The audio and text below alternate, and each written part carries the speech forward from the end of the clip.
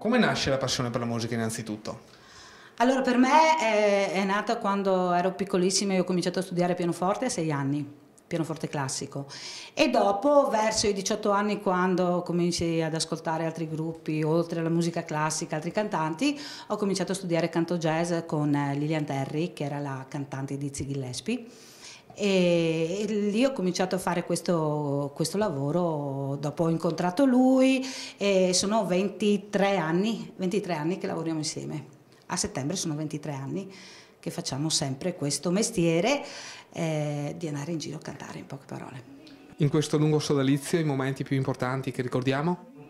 Beh, i momenti più importanti sicuramente quando siamo stati in Rai, ci ha scoperto Paolo Limiti girando per l'Italia e nel 99 ci ha portato in Rai alla trasmissione su Rai 1, abbiamo fatto lì 3 anni, io come cantante solista e lui parte dell'orchestra come pianista dell'orchestra della Rai, però solamente quando eravamo tutti e due, perché Paolo voleva conservare il duo e penso che ci sia riuscito, insomma. Un consiglio per i ragazzi in gara al concorso di quest'anno? Beh, un consiglio intanto di studiare soprattutto canto. Io faccio l'insegnante di canto da 4 anni, ho ripreso a insegnare canto dopo tanti anni e intanto di imparare bene a cantare e soprattutto di metterci tanta passione perché purtroppo veramente, come dice Morandi, 1 su 1000 ce la fa.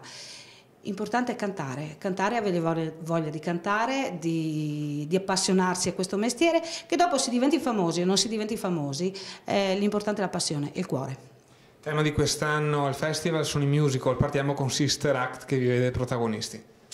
A me piaceva proprio Sister Act, a parte che mi piaceva il film, mi piacciono le musiche, noi abbiamo anche un coro di ragazzini che canteranno anche questa sera su Sister Act e con le scuole l'anno scorso, con la scuola di musica di San Fior tra l'altro, abbiamo fatto questo musical e una parte la presentiamo qui questa sera, perché tra l'altro è molto allegro, piace anche ai ragazzi ed è facile insegnarlo.